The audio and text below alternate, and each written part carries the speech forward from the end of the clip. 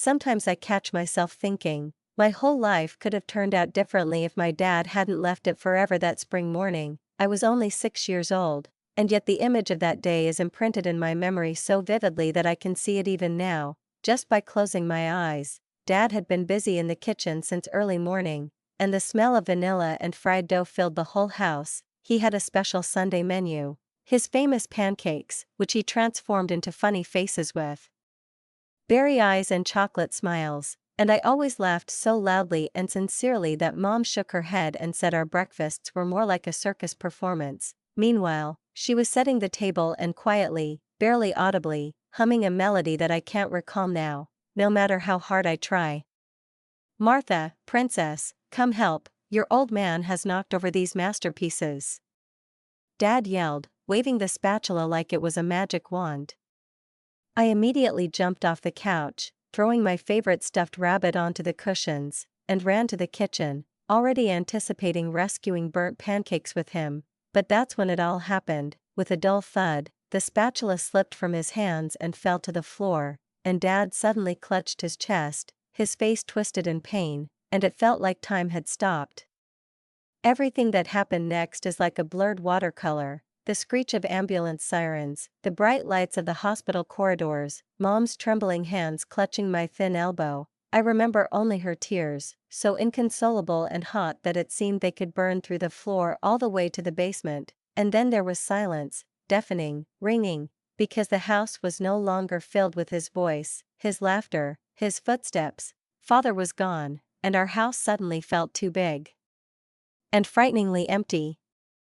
Mom didn't cry for long. She seemed to have pulled herself together too quickly, as if she were afraid that if she gave in to any more weakness, she wouldn't be able to get up. A few months later, she started attending a support group for widowed parents, and that's where she met Armando. He seemed like a pleasant man to me then, tall, with soft, kind eyes and a smile that, no matter how hard I tried to ignore it, still held echoes of my father's warmth. A year later, they married, and he moved in with us, and I, suppressing my conflicting feelings, tried to get used to his presence in our home.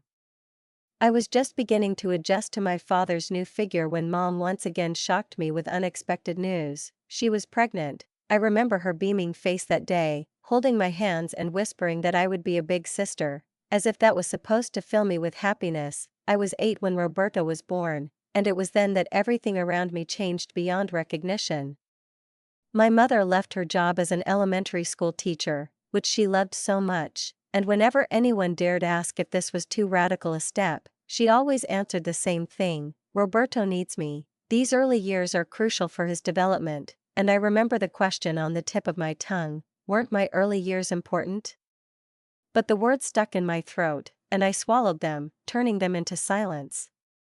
I watched as her life gradually narrowed, as her circle of interests became ever narrower, until there was only one planet left, named Roberto, around which her entire being revolved. She started forgetting to pack my lunch for school, and then, hearing me complain about hunger at dinner that evening, she'd look surprised. "Oh, I'm sorry, darling," she'd say absently, already turning to Roberto. "I was so busy with his doctor's appointment." This happened again and again until I myself got used to the new norm. But Armando noticed the change. I saw his face darken whenever my mother fussed over Roberto, forgetting everything else. One evening, as I sat alone at the table, trying to cope with my homework, he quietly sat down next to me and carefully slid the sheet of paper with my failing problems toward me. "Marta, you know," he said quietly, helping me with math, "sometimes people get so immersed in one thing that they lose sight of what they're depriving others of." I remained silent.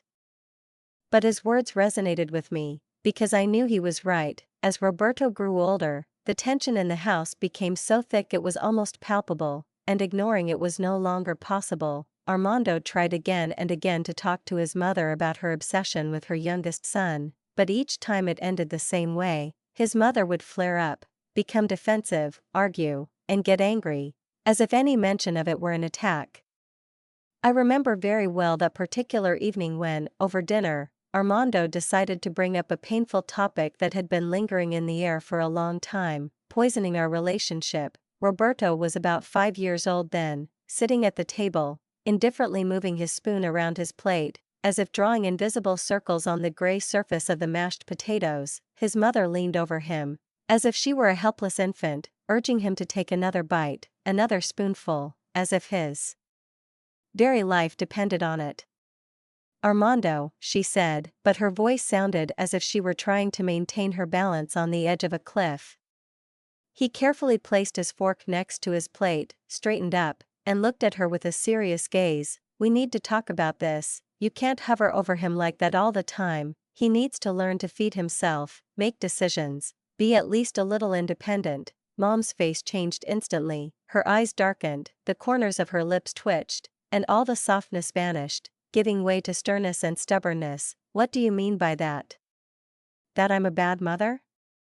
Her voice became cold, almost piercing. "That's not what I meant, and you know it," Armando replied reservedly, though I could tell from his expression how difficult it was for him to remain calm. "But you don't just have Roberto here, you have 2 children and a husband who also craves your attention." I sat nearby, pretending to be engrossed in my mashed potatoes and oblivious, but in reality, I was hanging on their every word, because I knew that whatever was happening between them directly affected me as well. "But Roberto is still so little." Mom snapped sharply, "He needs all this more than anyone else." I couldn't resist muttering something like, "I was little too," but I said it so quietly that my voice was lost in the clatter of dishes, and no one even turned their heads.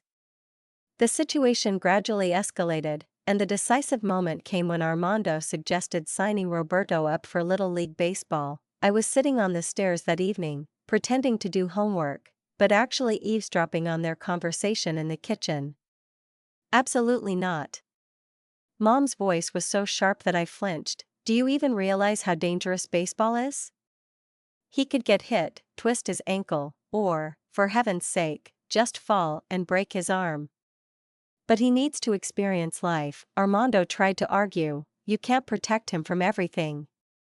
Mom remained adamant and instead enrolled Roberto in an art class at the local center. I can still picture his sullen face as he sat at the table, brush in hand, lazily smearing paint across the paper, while the other children labored, engrossed in their studies, arguing about colors and composition. He quit after 3 visits, and my mother, instead of admitting it was a poor choice, blamed the teacher for failing to understand her son's creative spirit. Meanwhile, Armando began paying more attention to me. Perhaps it was his way of balancing my mother's obsession with Roberto, or perhaps he simply noticed how much I needed support. He drove me to karate 3 times a week, sat in the gym until the end of each session, clapped louder than anyone else when I earned new belts, and I saw a pride in his eyes that made me blossom with joy. But the more I blossomed under his attention, the more difficult it became for Roberto. His room was gradually turning into chaos. Toys, clothes, paper, everything was strewn across the floor, and instead of forcing him to clean up, Mom would turn to me with a stern look and say, "Marta, you don't want your brother living in such a mess, do you? You're smart, you can handle it." She never asked if I was ready or willing, it was obvious to her. But one day, Armando found out about this agreement. "She's not his maid," he exclaimed, and his voice was so furious that even I froze. "He needs to learn to clean up after himself." Mama flushed instantly, and then she pulled out her last weapon, tears. Her voice wavered. She looked straight into Armando's eyes and said, "I understand, you love her more than your own son. How can you treat Roberto like this?" I saw Armando's face fall, his eyes dim, like a fire that no longer had the strength to burn. He looked at me as if begging for forgiveness, raised his hands in surrender, and said quietly, "Fine, have it your way." Then he turned and walked away. After that conversation, Armando no longer argued with Mom about how she was raising Roberto, as if he acknowledged his inability to change her beliefs. But the look he gave me then spoke volumes. He let me know he hadn't given up on me, that even if the battle with Mom was over for him, I still mattered to him, and that was a small consolation. But sometimes small consolations are all we have, and they help us stay afloat when it seems like our whole lives are falling apart. My high school graduation day was both a celebration and a challenge for me. I stood in my gown and square cap, feeling the solemnity of the moment, looking around at the crowd of parents and friends, and among their faces, I spotted Armando's beaming face, waving at me and smiling as if this day were his personal triumph. Mom came too, but her attention was glued to her phone the whole time. I could see her fingers nervously touching the screen. She was probably texting Roberto's nanny, checking if he'd had dinner, if he was bored, if he needed anything. Later, when all the festivities had died down, Armando called me into his office. He pulled a folder of college brochures from the shelf and said, "I've been saving up, Marta, you can go wherever you want, there are no limits for you." Before I could respond, the door swung open and Mom burst into the room. Her face was pale, her eyes blazing with indignation. "You can't be serious," she exclaimed, as if Armando had said something unthinkable. "This money needs to be put aside for Roberto's future, he'll need it much more than that." I saw Armando tense up, his face hard, his voice cold and decisive, the same one I'd heard during their rare encounters. "It's not up for discussion, I've already made my decision." In the end, I chose Marshall University in West Virginia. It was far enough away that I could feel like I was starting over, and close enough that I could come home if necessary. That day, when Armando was helping me move my things to the dorm, my mother didn't come. Roberto was too upset by her leaving, even for a few hours. I tried not to think about it, but it still clawed at me inside. College life turned out to be exactly what I'd been missing. For the first time, I felt free from the shadow that always hung over me, the feeling that I was a second-class citizen, less loved, less important. I called home every week, but mostly spoke to Armando. Mom was always too busy with Roberto. "Your brother is going through a tough time," Armando said wearily one day when I asked about home. "He's gotten involved with some kids who aren't exactly a good crowd. I tried to enroll him in extracurricular activities, keep him occupied, but..." "Let me guess," I interrupted, feeling bitterness rising within me. "Mom said you're too strict and called you a tyrant?" "Exactly," he sighed. "She thinks I don't understand how sensitive he is." My visits home became less and less frequent, because each time I saw Roberto withdrawing more and more clearly, and it hurt me. When I arrived, he barely acknowledged my existence, sitting in his room for hours, immersed in video games. A few times I caught glimpses of him, pale face, an irritated look, eyes glued to the screen. After graduating, I took a job in the consulting department of DOE, stayed in West Virginia, and built my career while watching from afar as my brother sank deeper into his own self-isolation. During one of my rare visits home, I decided to knock on his door and ask, "Roberto, would you like me to get you a treat from the kitchen?" All I heard in response was the dry, crackling sounds of gunfire from the game he was immersed in, and not a word, not the slightest sign of attention. "He's not in the mood to talk today," Mom said, passing by in the hallway with an indifferent shrug. "He's very tense." You know, sometimes I think the contrast between Roberto's and my lives couldn't be starker. While I was building my career step by step, achieving real goals and taking pride in every achievement, he was content with virtual victories in games and the endless stream of excuses Mom made for everyone around him. Armando more than once looked at him with that expression that mixed fatigue, disappointment, and bitter resignation, and it spoke for itself, because by then even he had almost completely given up trying to interfere. By the age of 27, I had finally saved enough money to put a down payment on my own place. The apartment wasn't big, just a one-bedroom, but it was in a decent neighborhood, and when I got the keys that day, I couldn't stop smiling. All those years of denying myself new dresses and expensive dinners, and limiting myself to sandwiches in a paper bag, suddenly made sense. Now I had my own place, just mine, protected from everything. I called home and said, "You all should come see. I'm having a housewarming party on Saturday. I'll cook dinner, Armando, I'll even make your favorite lasagna." "I wouldn't miss it for the world, baby," he replied warmly, and I could already hear in his voice the joy I'd missed so much in my childhood home. But on the other line, my mother's voice rang out, "Oh, honey, I don't think we can make it. Roberto has plans for that day." "Plans?" I couldn't hide my skepticism. "Very important," she murmured, without going into detail, and in the background, I could hear the distinctive sounds of a video game. in which he was clearly immersed. As always, on the day of my housewarming, only Armando showed up. He arrived with a potted green plant and a bottle of wine, and, handing over the gift, said, "Your mother says hi." We both knew it was a lie, but we pretended to believe him. Over dinner, Armando told me what was really going on at home. Roberto was already 20, but he wasn't thinking about college or looking for a job, spending his days either playing or hanging out with his drinking buddies. I tried to help, Armando explained, twirling pasta with his fork. I suggested he start in construction, take a simple position at my company. Everyone has to start somewhere.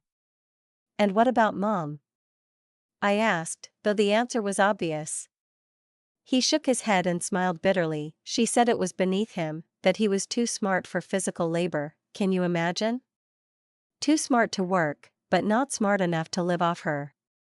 I mumbled something unintelligible, and Armando only sighed. "I keep trying, Marta, God knows I keep trying." That was our last real conversation. 2 years later, I received a call with news that changed everything. Armando had fallen hard at work, his heart had given out, and, like my father, it all happened suddenly, without warning. By the time I got to the hospital, he was gone. The funeral was surreal. My mother put on a real show. She sobbed so loudly that she could be heard in every corner, clinging to people's hands and repeating to anyone who would listen what a wonderful husband Armando had been, how happy she had been with him, and how everything would collapse without him. I watched with a heavy mixture of disgust and pity, because her tears weren't for him. I knew that all too well. She cried about herself, about her life, about how she would now have to figure out how to live on. I could see the wheels turning in her head behind that grief-stricken widow facade. Armando was the sole breadwinner, and now, without his income, how would she be able to support Roberto in the idle and lazy lifestyle he'd become accustomed to?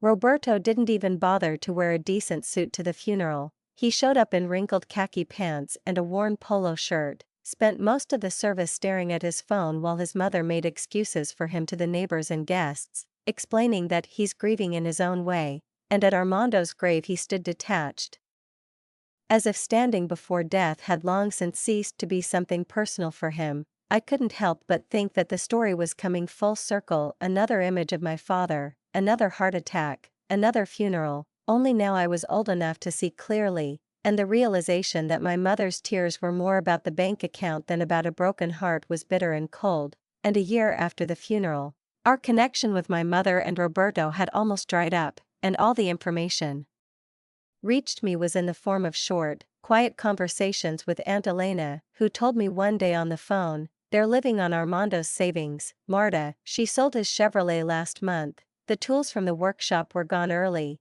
and I tried not to think about it, drowning out the sense of responsibility with work and a career. But when my mother's number appeared on my phone on Tuesday evening, my heart still sank, and the voice that came down the line was quieter than I remembered. "Marta, I need you to come back home," and there was something in the tone of her words that made me buy a ticket for the next flight. When I arrived at our old house, I barely recognized the place that had once been immaculate thanks to Armando's care: overgrown flower beds, peeling paint on the window frames, one shutter hanging crooked. And the picture inside hit my heart even harder because my mother opened the door and in front of me stood a woman who looked 20 years older than herself, with deep wrinkles, with gray roots sticking out from under the paint, and the house smelled of dampness. There was a mountain of unwashed dishes in the sink, everything was covered with a thin layer of dust, and it was the same woman who once made me scrub the plates until they shone if I left even a single spot of water. But now she led me into the living room and said quietly, almost in a whisper, "We're running out of money, Marta. My pension barely covers the utilities, and we're almost out of savings." And in her gestures you could read that the old dance between embarrassment and defensiveness that she always used to cover up vulnerability. I sat down on the sofa, feeling the spring dig into my thigh, another thing Armando would have fixed immediately, and asked calmly but firmly, "What about Roberto? Does he help with the expenses?" And my mother hesitated for a moment,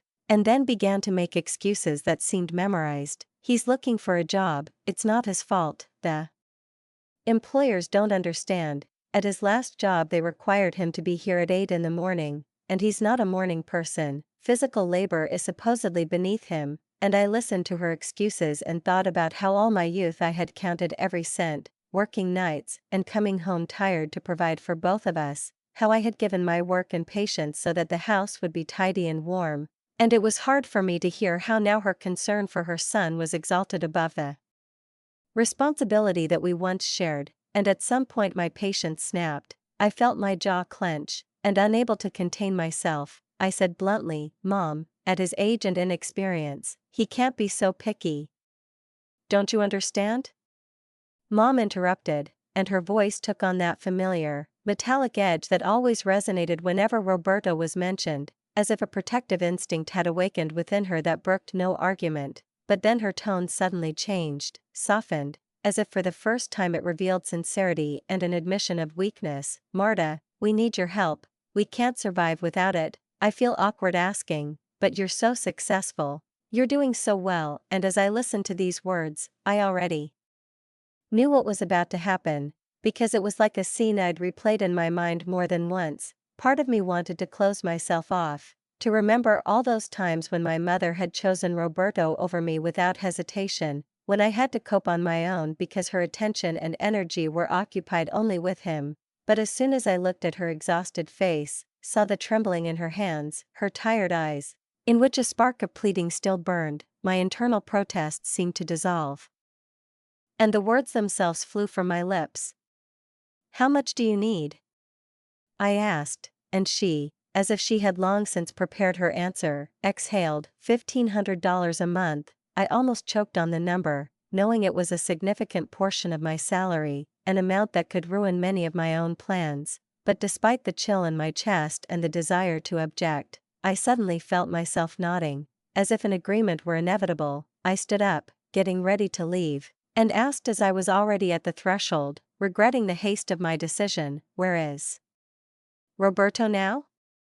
Mom perked up, pointed out the window, and said with unexpected enthusiasm, "He's interviewing for a very promising position at a tech company." But when I noticed the light in his bedroom through the curtains and the familiar flickering of his screen, I realized that some things never change, and that interviews are just a cover. True to my word, I set up an automatic transfer of $1,500 to my mom's account every month, and every time I saw that debit from my bank account, I told myself I was doing the right thing, even if it meant putting off my dream of a bigger apartment or a new car. I started visiting more often, but each visit felt like a trip into a time capsule. Roberto was still the same motionless center of this chaos, either glued to the screen or sprawled on the couch with a can of beer, and whenever I asked, "So how's the job search going?" he'd say, "Mind your own business," without looking up, or simply grumble irritably, turning up the volume on his game. During the holidays, I couldn't bear to look at the living room, which had lost its former glory. The wallpaper was peeling in sheets, and a yellow water stain was appearing on the ceiling, a stain so severe that Armando would immediately grab his tools and fix it in one evening. Unable to bear it any longer, I spent my Christmas bonus on contractors to restore the house to its former glory. In February, my mother twisted her ankle, and when I called, her voice was casual, but I could hear the pain between her words. "Oh, it's not that bad," she said. "Roberto is helping. He's busy with some online interviews right now." But I didn't believe her, and the very next day I hired a caregiver, and the money I'd been saving for vacation went toward her services for 3 weeks in advance. And then came the day when I walked into the house and was nearly stunned. Sprawled on the couch, right in the center of the living room, was an unfamiliar girl, looking so provocative, as if she'd just stepped off a cheap reality show. Long fake nails that looked more like weapons, heavy makeup, deliberately bright and crude, clothes that left nothing to the imagination, and the whole picture was completed by a mountain of empty chip bags and soda cans around her. She didn't even notice my appearance, idly scrolling through her phone, and only loudly popped her gum when, collecting my thoughts, I asked, "Who are you?" Although deep down I already knew the answer. At that moment, Roberto emerged from his room, casually leaning against the doorframe and looking at me with that smug grin that always irritated me. "This is Candy," he said triumphantly, "my fiancée. She lives here now." Adelina, it turned out, didn't even look up from her phone, just chewed her gum again, and I realized my premonition had been right. I watched in disbelief as this girl, flared and vibrant, shamelessly dug into the grocery bag I'd just brought and shamelessly pulled out the choice cookies I'd bought especially for Mom. At that moment, a whole flurry of memories rushed through me of how we used to share the last piece of pie at home, how Dad taught us politeness, and Mom made sure everyone had their own piece, but now everything seemed upside down, and I only muttered under my breath, "Nice to meet you," because I didn't know what else to say. Later that evening, I called Mom to see how she felt about having such a loud and impudent man in her house, and her voice, which I hadn't heard so lively in a long time, answered with unexpected joy, "Oh, Marta, isn't it wonderful that Roberto has finally changed? Adelina had such a positive influence on him.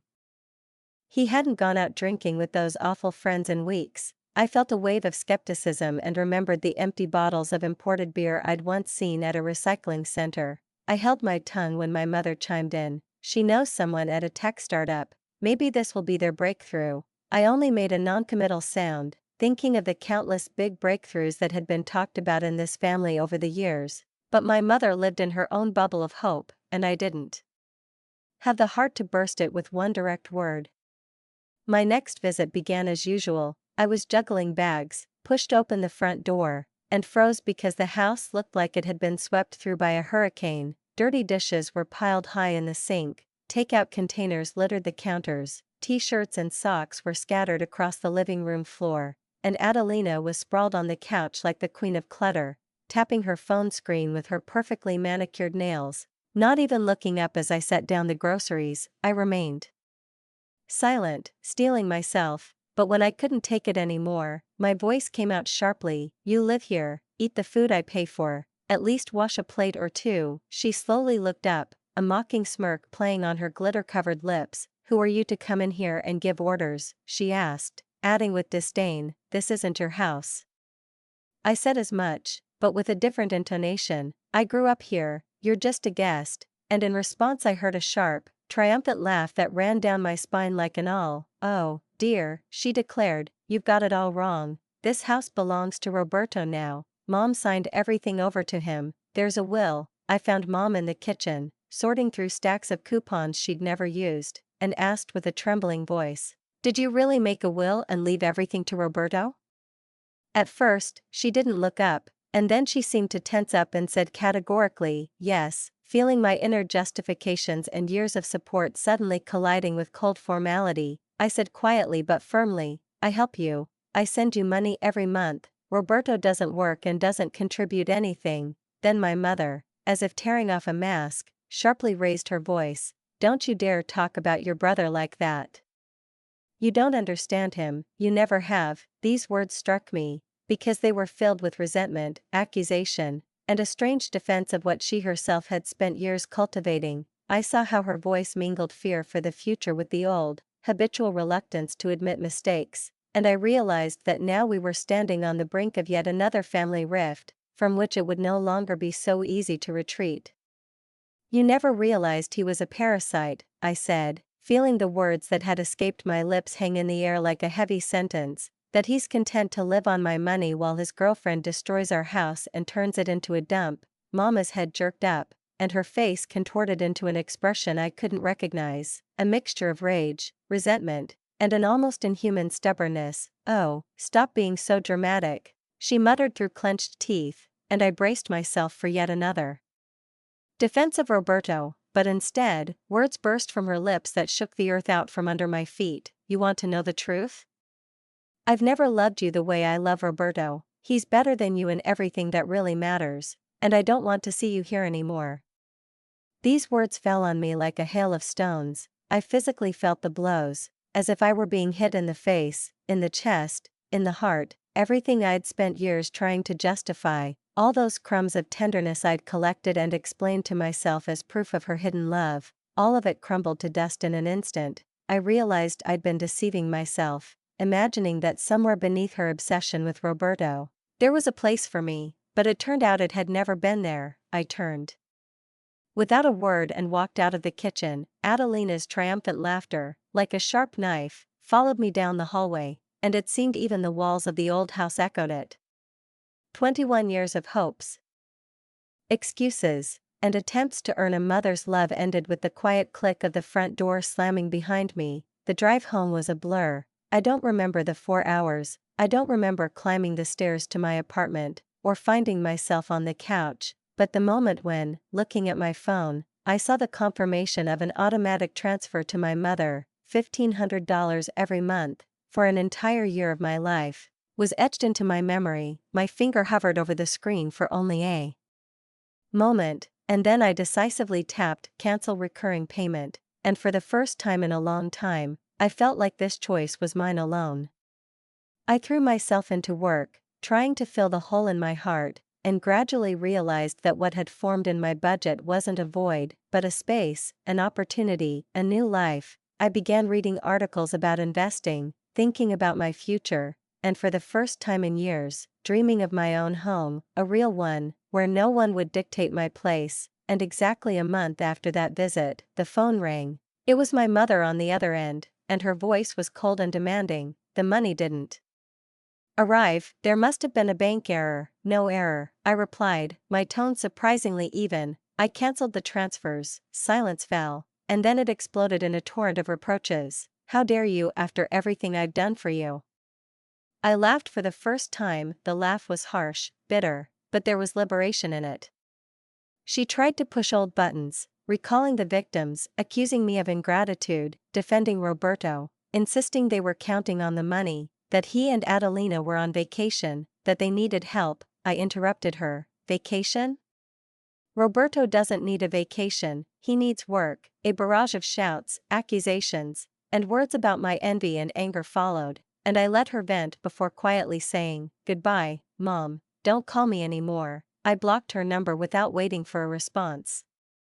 But she didn't stop there. Over the next few weeks, messages poured in from all sides, Facebook posts about how hard it was for her to pay the bills, comments under my Instagram photos about what a terrible daughter I was, long letters about her supposed victims. Even Roberto joined in, writing angry lines about how I was destroying the family and bringing Mom to tears. I blocked him, but not before replying, "Here's an idea. Try getting a job." Adelina wasn't left out either. Via LinkedIn, of all places, came a lengthy message about how I'd broken the poor mother's heart and robbed tender, vulnerable Roberto of a chance to live peacefully. I just shook my head, amazed at her ingenuity. 6 months have passed. I don't know how they're doing, and surprisingly, for the first time in my life, I don't feel guilty about it. Maybe they've finally realized that Roberto will have to fend for himself. Maybe they've found someone else to milk, or maybe they're still waiting for me to give in. But the truth is, I don't need to know anymore. The $1,500 I once gave them monthly has now become a down payment on my own house.